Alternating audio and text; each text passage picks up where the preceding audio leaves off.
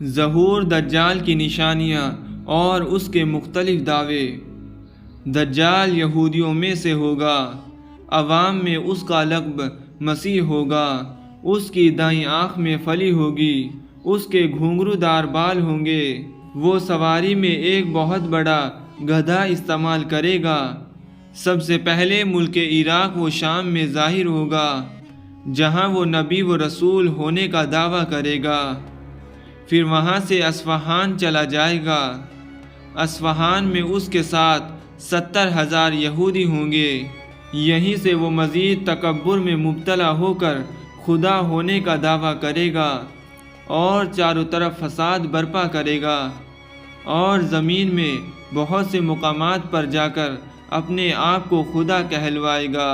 اللہ تعالیٰ لوگوں کی آزمائش کے لیے اس سے بڑے بڑے ناممکن اور نادر الوقوع کام کروائیں گے۔ اس کی پیشانی پر کافر لکھا ہوگا، جس کی پہچان ہر وہ شخص کر سکے گا جس کے دل میں بھی ایمان ہوگا۔ اس کے ساتھ ایک آگ ہوگی جس کو دوزخ تعبیر کرے گا، اور ایک باغ ہوگا جس کا نام جنت ہوگا۔ اپنے مخالفین کو آگ میں اور اپنے ماننے والوں کو جنت میں ڈالے گا، مگر وہ آگ در حقیقت ایک باغ ہوگا، اور باغ در حقیقت آگ کی طرح ہوگا، یعنی اس کا یہ سب کچھ صرف لوگوں کے امتحان کے لیے ہوگا۔ اس کے پاس کھانے پینے کی چیزوں کا ایک بہت بڑا ذخیرہ ہوگا، جس کو چاہے گا اسے خوش ہو کر دے گا۔ جب کوئی فرقہ اس کو رب مان لے گا تو اس کی سرزمین پر اس کے لیے بارش ہوگی، اناج پیدا ہوگا، ان کے درخت پھل دینے لگیں گے، ان کے مویشی موٹے ہو جائیں گے، اور دودھ والے جانور دودھ دینے لگیں گے۔ اور جب کوئی جماعت اسے نہ مانے گی، اس سے بارش، پھل، دودھ اور جانوروں کا بڑھنا بند کر دے گا، اور اس قسم کی بہت سی تکلیفیں اہل حق کو دے گا، مگر اہل ایمان کا سبحان اللہ اور لا الہ الا اللہ پڑھنا ہی ان کے کھانے اور پینے کا کام دے گا۔ یعنی اہل ایمان بھوکا اور پیاسا رہنا گوارا کر لیں گے، لیکن اس کے دھوکے میں نہ آئیں گے اور صبر کریں گے۔ پھر اللہ تعالیٰ اپنے ذکر کی حلاوت ظاہر کرے گا، اور اہل ایمان ذکر سے ہی سیر ہوں گے۔ امام احمد رحمۃ اللہ علیہ نے نقل کیا ہے کہ اس کے نکلنے سے 2 سال تک پہلے ہی قحط رہ چکا ہوگا۔ تیسرے سال عین دوران قحط ہی میں اس کا ظہور ہوگا۔ زمین کے مدفون خزانے اس کے حکم سے اس کے ساتھ ہو جائیں گے۔ بعض آدمیوں سے کہے گا، میں مردہ ماں باپوں کو زندہ کر سکتا ہوں، تاکہ اس قدرت کو دیکھ کر میری خدائی کا یقین کر لو۔ یہ کہہ کر دجال شیاطین کو حکم دے گا کہ زمین سے ان کے ماں باپوں کی شکلیں بنا کر نکالو، تاکہ یہ مجھے خدا تسلیم کر لیں۔ چنانچہ وہ ایسا ہی کریں گے، اور کتنے ہی لوگ اپنے ماں باپ کو سامنے پا کر اس کو سچا مان لیں گے اور گمراہ ہو جائیں گے۔ لیکن جن کے یقین اللہ کی ذات پر ہوں گے تو وہ فرمائیں گے، وہ اللہ ہی زندہ کر سکتا ہے اور وہی مار سکتا ہے۔ جن اہل ایمان نے کتاب و سنت کی تعلیم کے مطابق اپنے ایمان کو مضبوط کیا ہوگا، دجال کے بڑے بڑے کارنامے انہیں متاثر نہ کر سکیں گے، اور وہ ایماندار ان تمام خلاف عادت کاموں کو شعبدہ بازی، شیطانیت اور گمراہی اور جادوگری کا نام دیں گے، بلکہ دیگر نشانیوں سے تعین کر کے کہیں گے کہ یہ دجال ہے، جس کے سب سے بڑے دھوکے باز ہونے کی گواہی ہمارے حضرت محمد مصطفیٰ صلی اللہ علیہ وسلم پہلے سے دے چکے ہیں۔ دجال شیطانی کاموں کو دکھاتا ہوا اور کمزور ایمان والوں کو گمراہ کرتا ہوا بہت سے ممالک میں سے گزر جائے گا، یہاں تک کہ وہ یمن کی سرحد میں پہنچے گا تو بددین لوگوں میں بڑا مقبول ہوگا، اور وہ لوگ سب کاموں کو چھوڑ کر اس کے ساتھ ہو جائیں گے۔ صحیح مسلم و بخاری میں ہے، یہاں سے لوٹ کر مکہ مکرمہ کے قریب مقیم ہوگا، لیکن وہاں فرشتوں کے حفاظت مکہ معظمہ کی ذمہ داری کی وجہ سے داخل نہ ہو سکے گا۔ پھر وہاں سے مدینہ منورہ کا ارادہ کرے گا۔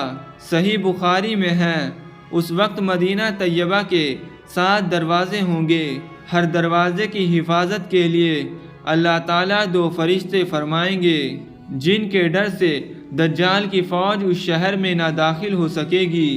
نیز مدینہ منورہ میں زلزلہ آئے گا، جس کی وجہ سے بدعقیدہ و منافق لوگ خائف ہو کر شہر نبی علیہ السلام سے نکل جائیں گے اور باہر آ کر دجال کے فندے میں پھنس جائیں گے، کیونکہ مدینہ طیبہ میں یہ لوگ اللہ اور اس کے رسول کی محبت سے نہیں رہ رہے ہوں گے، بلکہ اپنی دنیاوی اغراض سے وہاں ہوں گے۔ ان کو مدینہ اور اصحاب مدینہ کی سنت اور محبت سے کوئی غرض نہ ہوگی، اس وجہ سے انہیں زلزلے کے ذریعے اس پاک سرزمین سے نکال دیا جائے گا، کیونکہ بہت سے انسان روپیہ پیسہ کمانے کی غرض سے وہاں رہتے ہیں، انہیں روضۂ رسول اللہ صلی اللہ علیہ وسلم پر سلام تک نصیب نہیں ہوتا۔ جب دجال ملعون ارض مقدس مدینہ سے باہر موجود ہوگا، ان دنوں مدینہ میں ایک عالم بزرگ ہوں گے جو اس ملعون کو اپنے علم خدادار سے پہچانیں گے اور اسے لاجواب کرنے اور لوگوں کو حق راہ بتانے کے لیے دجال سے مناظرہ کریں گے۔ چنانچہ مدینہ سے باہر آ کر دجال کی فوج کے قریب آ کر پوچھیں گے، دجال کہاں ہے؟ وہ ان کی گفتگو کو دجال کے ادب کے خلاف سمجھیں گے۔ وہ اس عالم دین بزرگ کو قتل کرنے کا ارادہ کریں گے، لیکن ان میں سے کچھ لوگ منع کر دیں گے اور کہیں گے کہ تمہیں معلوم ہونا چاہیے کہ ہمارے اور تمہارے خدا دجال نے بغیر اجازت کسی کو قتل کرنے سے روک رکھا ہے۔ چنانچہ وہ دجال سے جا کہیں گے کہ ایک شخص آیا ہے جو بڑا گستاخ ہے اور آپ کی خدمت میں حاضر ہونا چاہ رہا ہے۔ دجال ان بزرگ عالم دین کو اپنے پاس بلائے گا۔ جب وہ بزرگ دجال کے چہرے کو دیکھیں گے تو فرمائیں گے، میں نے تجھے پہچان لیا، تو وہی دجال ملعون ہے جس کی پیغمبر خدا صلی اللہ علیہ وسلم نے خبر دی تھی اور تیری گمراہی کی حقیقت بیان فرمائی تھی۔ دجال غصے میں آ کر کہے گا، اس کو آرے سے چیر دو۔ یہ سن کر اس کے ماننے والے اٹھیں گے اور اس بزرگ کے 2 ٹکڑے کر ڈالیں گے اور عبرت کے لیے دائیں بائیں ڈال دیں گے۔ پھر خود دجال ان دونوں ٹکڑوں کے درمیان سے نکل کر لوگوں سے کہے گا، اگر اب میں اس مردے کو زندہ کر دوں تو کیا تم میری خدائی کو تسلیم کر لو گے؟ تو وہ لوگ کہیں گے، ہم تو پہلے ہی آپ کے خدا ہونے کو مانتے ہیں اور کسی قسم کا شک و شبہ دل میں نہیں رکھتے۔ ہاں، اگر آپ اسے ہمارے سامنے زندہ کر دیں اور ایسا ہو جائے تو ہم کو مزید اطمینان ہو جائے گا۔ پھر وہ ان دونوں ٹکڑوں کو اکٹھا کر کے زندہ ہونے کا حکم دے گا۔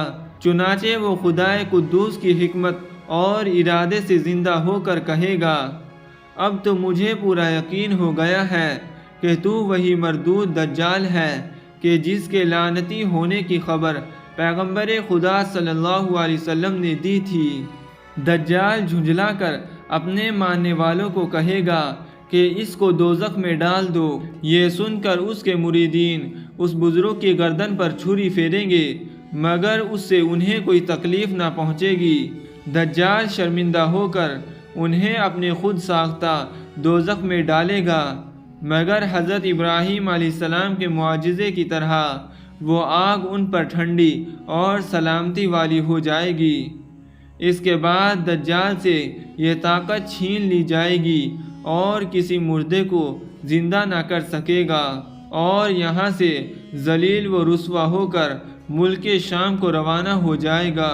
اس کے دمشق پہنچنے سے پہلے حضرت امام مہدی علیہ السلام دمشق پہنچ چکے ہوں گے اور دجال کے فتنے کو مٹانے کے لیے جنگ کی پوری تیاری اور ترتیب طے کر چکے ہوں گے۔ دوستو اللہ تعالیٰ سے دعا ہے کہ اللہ تعالیٰ ہم سب کو دجال کے فتنے سے بچائے۔ آمین ثم آمین۔